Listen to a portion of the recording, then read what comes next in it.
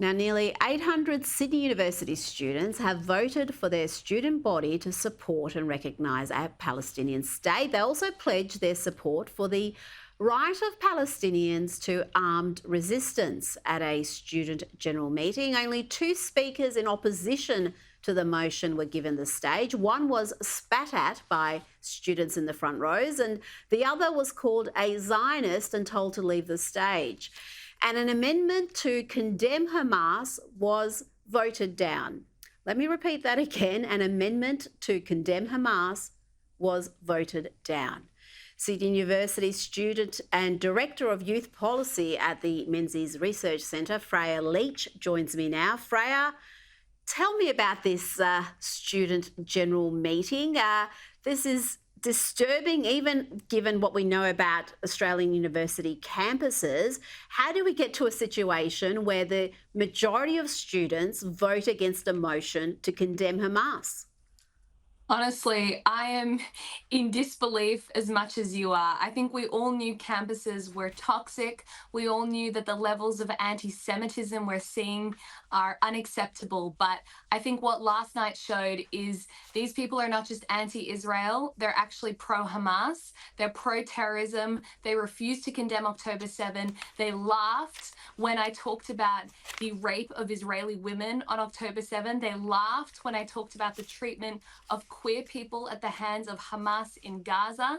They laughed when I talked about the importance of human rights and how there's no future for peace with Hamas in power in Gaza. They actually do not care about Palestinians. They just care about destroying Israel and terrorizing innocent Israelis until they achieve their, I don't know, global intifada, Palestinian liberation, whatever. It's terrible. It's genuinely shocking. Well, tell me about the hostility in the room. And I cannot believe that they would laugh as you're speaking about the systematic rape and slaughter of innocent people their age. There were people, hundreds of people slaughtered at a music festival. So for Yeah. them to have no empathy for these innocent souls is frankly, it sends a chill up my spine. But what's it like on campus if you are pro Israel, if you're a Jewish student who's proud of your heritage, if you're conservative? How do you cope having that hostility in your face day in and day out? Well, it's really hard. So, in that meeting, that one lecture theatre, there were probably 800 people. There were three other sites also hosting meetings that were linked up by Zoom. So, there were a couple hundred extra students as well.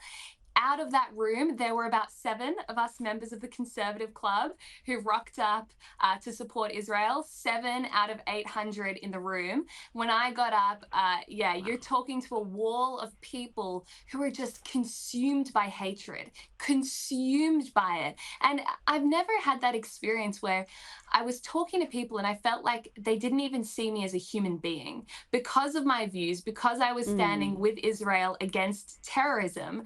They actually, the way they were screaming at me, I had one girl screaming Allahu Akbar in my face. They don't see you as human anymore. And I think that's what we've lost. We've always, campuses have always been hotbeds for political activism and debate, and that's how it should be. But now this is not activism, it is actually just hate, and it's all about spreading hate and shutting down anybody that disagrees with you and dehumanizing them. And I'm scared, to be honest, about the future of our country. The reality is a lot of the left-wing political leaders made their start on campus, like Albo, who was a pro-Palestine activist Mm. back in the day, and he went on to become prime minister. So where are these pro-Hamas students going to end up? Unfortunately, some of them might end up running the country. And then I think Australia will be in a world of trouble. And Freya, these are precisely the type of people who preach love, tolerance, inclusion, and yet they're filled with hate and bile. But who are they? Are they the usual suspects who are in every protest, whether it's climate change, Australia Day, or is there ones with Muslim backgrounds who are leading this movement? So there are two groups of students leading this movement. The one group is that same professional activist student body who are in the 10th year of their arts degree and constantly out at Sydney Uni trying to enlist and indoctrinate poor first years into tearing down Western civilization and joining the Intifada. So it's unsurprising that Chickens for KFC showed up last night. But the other group that was there were the Sydney University Muslim Students Association. That's the other group that was also behind the encampment and now leading this charge against Israel at Sydney Uni. And so, what is very interesting is it's a very unholy alliance between those two groups. On the one hand, you have these radical socialists who are LGBTQIA plus, socialists, huge lefties, extremely ultra progressive. And then you have girls in burqas who believe in Sharia law and subscribe to very, very conservative Islamic views. And they're kind of coming together on this, which is totally bizarre. But I will say, I think the alliance, at least at USyd, is starting to fracture.